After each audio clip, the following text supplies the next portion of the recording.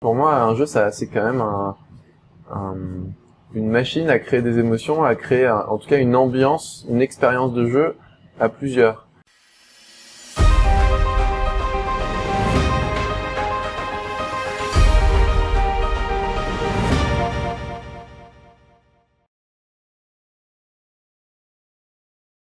Hacker, ton premier jeu, Oula. c'était chez Le Joueur, Oui. un label d'édition de jeux de société émanant de l'association Promenons-nous dans les bois, éditrice entre autres de la revue Jeux de rôle Magazine. Comment arrives-tu chez eux? Par le jeu de rôle?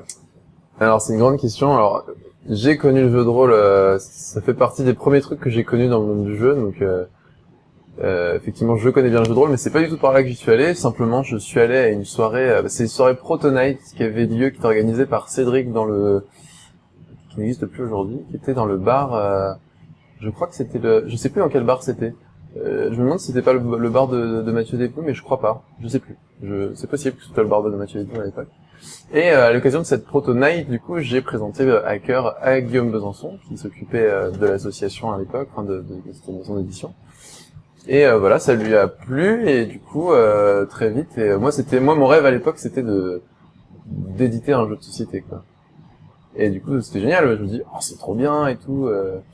Et voilà, du coup, c'est vrai que c'était une toute petite boîte. Guillaume, il commençait simplement dans l'édition, donc c'était très artisanal, c'était très à l'arrache. Moi, je me rendais pas compte, j'étais là, ouais, mon jeu va être édité, j'en ai un peu rien à faire. Bon, maintenant, on va dire que ça m'a permis aussi de voir qu'il faut, voilà, c'est important de savoir comment travaillent les gens avec qui on va. Voilà, moi, je sais qu'aujourd'hui, j'ai plus forcément envie, c'est plus mon rêve d'éditer un jeu de société, d'en éditer beaucoup. Maintenant, j'ai de la chance d'avoir eu beaucoup de chance dans les jeux que j'ai édités, et du coup, des faits édités. Et finalement, moi, ce qui est important pour moi maintenant, c'est de faire des choses qui me plaisent vraiment et qui sont qualitatives. J'ai pas besoin de faire, enfin, j'ai pas envie de faire 50 000 projets forcément. Voilà. Pour Hacker, ce sont tes études d'ingénieur informatique qui ont amené le thème du jeu? Alors j'en sais rien, mais en tout cas, ouais, j'aime bien cet univers-là, et c'est toujours un truc qui m'a fait triper. Franchement, après réflexion, c'était n'importe quoi. C'est un jeu qui est familial en fait, qui est complètement déconne. Faut se barrer sur une autre table, faut mettre des trucs sans que les autres te voient et tout. Franchement, le thème est pas du tout adapté à un jeu familial en fait. Enfin, je veux dire, mais bon, ça c'est les erreurs de débutants, on en fait plein, donc typiquement, ça aurait été beaucoup mieux de le refaire en version Alibaba et les 40 voleurs, par exemple. Enfin, voilà. C'est clair que, en fait, les geeks, entre guillemets, qui aiment ce type de jeu, finalement, si tu prends l'ensemble des geeks et l'ensemble des gens qui vont aimer ce jeu, en fait, la jonction des deux est pas énorme, quoi. Voilà. C'était pas forcément un choix pertinent. D'ailleurs, on dit qu'il y a 3 manières de démarrer la création d'un jeu. Le thème, la mécanique et le matériel. Est-ce que c'est vrai? Et si oui, c'est quoi ta méthode? Alors je pense qu'il en existe autant que d'auteurs et de jeux, parce que chaque jeu a son histoire et chaque jeu est pas forcément parti effectivement du même point. Je sais pas si j'ai une méthode, mais moi je mettrais beaucoup plus de points de départ en fait. Pour moi, un point de départ, ça peut être aussi un lieu, une ambiance, une sensation de jeu, et je pars souvent de la sensation de jeu ou une envie particulière d'immersion, ou d'un thème effectivement. Ouais. Enfin, mais du coup, souvent quand je pars du thème en disant bah je vais faire un jeu sur les cow-boys, sur les extraterrestres, sur voilà. Après, je vais fouiller dans le style, qu'est-ce que j'ai envie de vivre comme expérience à ce moment-là. Et souvent, il faut que je trouve du coup une situation dans cet univers où le joueur va se retrouver dans une situation bien particulière. Ça peut être une course-poursuite, ça peut être une attaque de train, ça peut être un truc, et du coup qui va créer de base, tu vas fixer cette situation, et cette situation, si tu veux y croire un peu en tant que joueur, faut que du coup tu ressentes des émotions qui soient un peu, enfin pas forcément proches, parce que c'est pas possible de revivre une attaque de train, revivre une course-poursuite, mais c'est plus réussir à trouver des sensations un peu similaires, voilà, par certains côtés. Donc oui, pour moi un jeu c'est quand même une machine à créer des émotions, à créer en tout cas une ambiance, une expérience de jeu à plusieurs.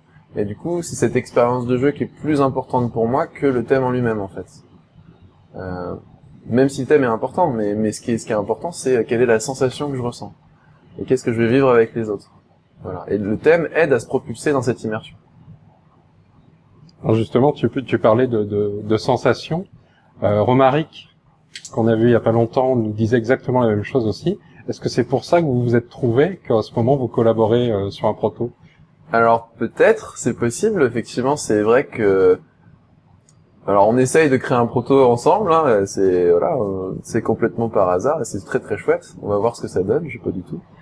Mais effectivement, je pense que les associations dans la création, il faut trouver des gens avec qui la création est fluide, c'est-à-dire que la communication est particulièrement simple, qu'il n'y ait pas que ça bute pas, que c'est que ça avance tout seul. Et typiquement, effectivement, quand on a des entre guillemets des valeurs communes ou des envies communes comme ça profondes de créer quelque chose de similaire, là en l'occurrence, du coup c'est une sensation de jeu, une immersion, bah c'est plus simple parce qu'on crée de la même manière entre guillemets. Après des fois, faut aussi se poser la question est-ce que c'est complémentaire du coup.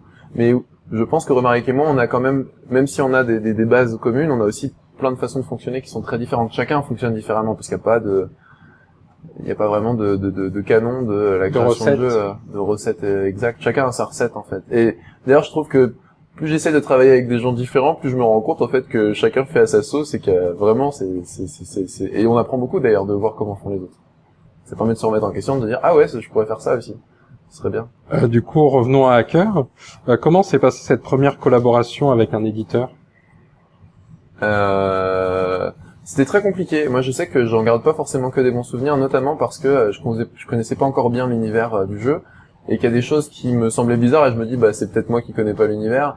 Mais c'est vrai que c'était pour moi une expérience, c'était assez touriste en fait. Je sentais que c'était pas du tout professionnel quoi. Et du coup, il y a plein de choses qui m'énervaient comme les illustrations étaient pas folles. Il y avait pour moi le jeu en fait le résultat final. Moi, c'est vrai que j'étais assez énervé du résultat final parce que pour moi, il n'était pas c'est pas grave s'il est pas beau à la limite, mais au moins qu'il soit bien jouable. Et il y avait des choses qui étaient qui étaient pour moi dommages dans le sens où typiquement c'est un petit jeu de cartes, donc c'est dans un jeu de cartes comme un jeu de 56 cartes classique. Déjà c'est chiant à ouvrir, là c'était un choix bizarre. Et dedans, pour que ça coûte moins cher, il y avait les cartes normales, donc ça c'était c'était les cartes normales, mais il y avait des billets qui servaient c'était pour la monnaie du jeu et tout. En fait, c'est du 80 grammes en fait, c'était des billets comme des billets de Monopoly. Mais du coup, les mettre dans une boîte comme ça, bon bah tu l'ouvres une fois, tu les ranges une fois et puis ils sont déjà tout froissés parce que c'est pas une boîte qui est faite pour ranger ce genre d'éléments. Donc en fait, c'est le genre de choses qui m'a énervé, c'est qu'il y avait plein de choix qui étaient bizarres et c'était pas du tout de la mauvaise volonté de la part de Guillaume et tout le monde, c'était vraiment parce que c'était leur début aussi et qu'ils faisaient leur premier pas quoi.